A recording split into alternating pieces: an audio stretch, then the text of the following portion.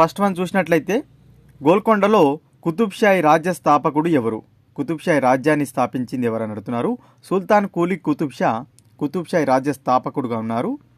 సుల్తాన్ కూలీ కుతుబ్షాహీ రాజ్య స్థాపకుడు. సో కొన్ని బుక్స్లో 1512 అని ఉంది, కొన్ని బుక్స్లో 1518 అని ఉంది. 1518 తీసుకోండి. 1518లో కుతుబ్షాహీ రాజ్యం స్థాపించడం జరిగింది సుల్తాన్ కూలీ కుతుబ్షాచే. ఎప్పటి వరకు పరిపాలించాడు సుల్తాన్ కూలీ కుతుబ్షా? 43 వరకు. 1518 నుంచి 1543 వరకు అయితే పరిపాలించడం జరిగింది. మొదటి రాజు అన్నమాట, మొదటి సుల్తాన్. నెక్స్ట్ వన్, గోల్కొండను పాలించిన కుతుబ్షాహీలు ఏ ముస్లింలు? సో మనకు గోల్కొండను పరిపాలించిన కుతుబ్షాహీలు షియా ముస్లింలు. చాలా ప్రీవియస్ ఎగ్జామ్లో అడిగారు. షియా ముస్లింలు అనమాట. గోల్కొండను పరిపాలించిన కుతుబ్షాహీలు షియా ముస్లింలు.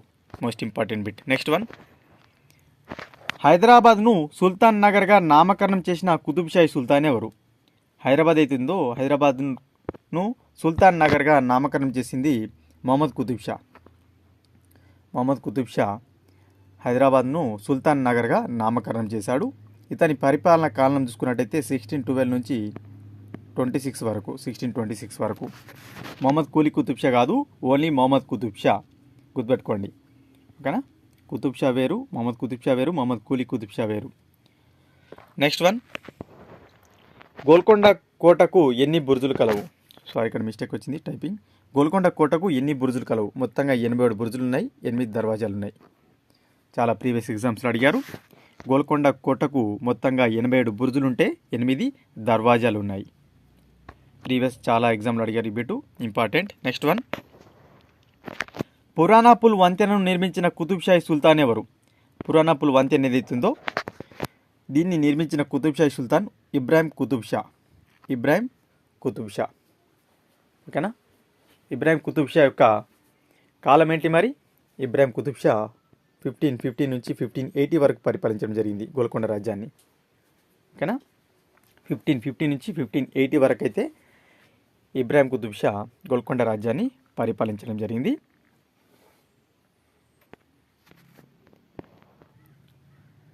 ఉర్దూ పితామహుడు అనే బిరుదు గల కుతుబ్షాహీ సుల్తాన్ ఎవరు?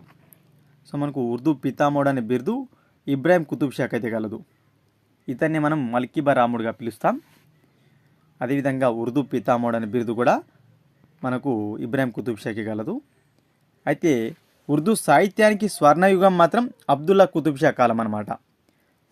డిఫరెన్స్ కొంచెం గుర్తుపెట్టుకోండి.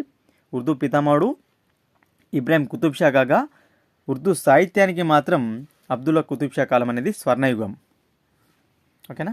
నెక్స్ట్ వన్,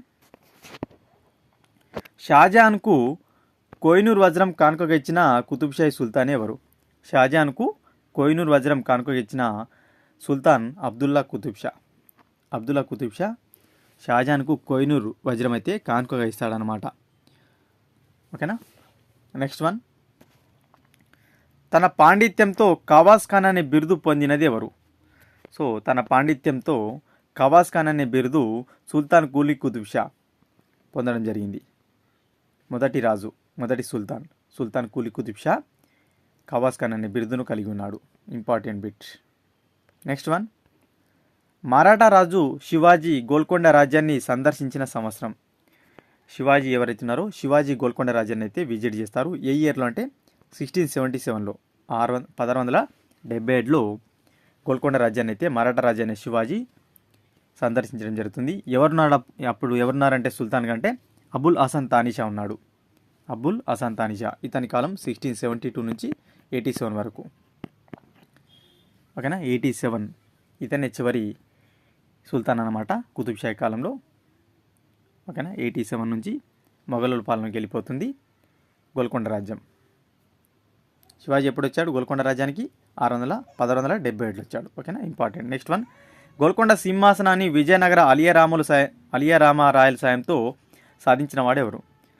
సో మనకు సుల్తాన్ కూలీ కుతుబ్షాని అయితే వాళ్ళ కొడుకు జంషెడ్ కూలీ చంపేస్తాడు.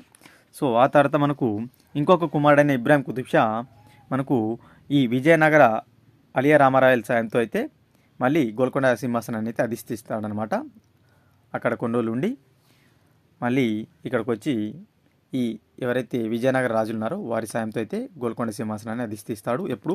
1550లో, మోస్ట్ ఇంపార్టెంట్. నెక్స్ట్ వన్, అచ్చ తెలుగులో రచించబడిన తొలి గ్రంథమైన యాయాతి చరిత్రను రచించిన వారెవరు? ప్రీవియస్గా చాలా ఎగ్జామ్స్లో అడిగిన బిట్టు, మోస్ట్ ఇంపార్టెంట్ బిట్టు. యాయాతి చరిత్రను పొన్నెగంటి తెలంగాణాచార్యుడైతే మనకు రచించడం జరిగింది. పొన్నెగంటి తెలంగాణాచార్యుడు.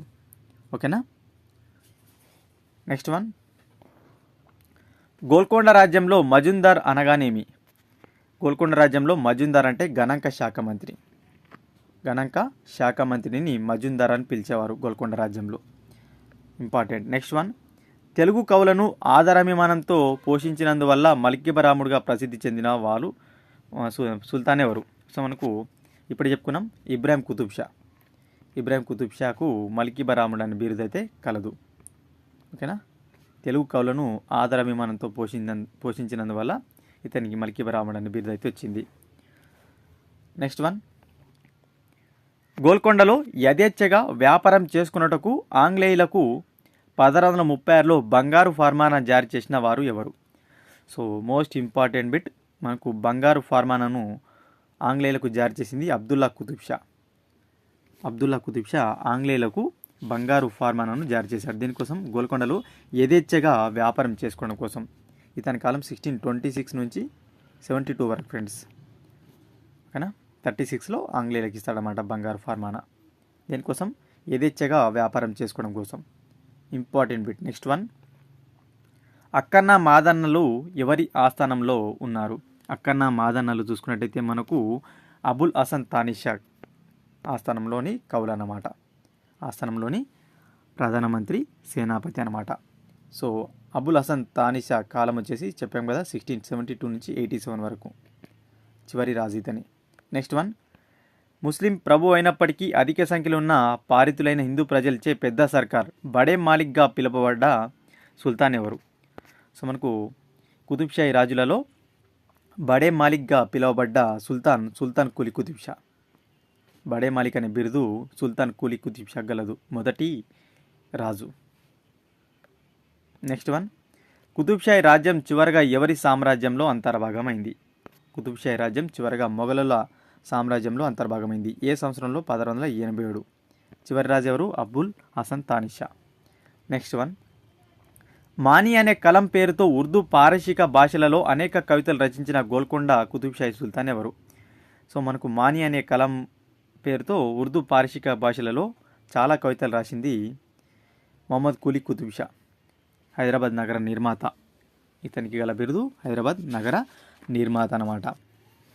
కుతుబ్ షాహీల పాలనలో సుల్తానే సర్వోన్నత న్యాయాధికారి. అయితే న్యాయ వ్యవస్థను పర్యవేక్షించే అధికారి పేరేమిటి? షరియత్ పంచ్. Most important. కుతుబ్ షాహీ పాలన ఏదైతుందో ఈ పాలనలో సుల్తానే సర్వోన్నత న్యాయాధికారి అయినప్పటికీ ఈ న్యాయ వ్యవస్థను పర్యవేక్షించే అధికారిని షరియత్ పంచ్ అని పిలిచేవారు. షరియత్ పంచ్ అని పిలిచేవారు అన్నమాట.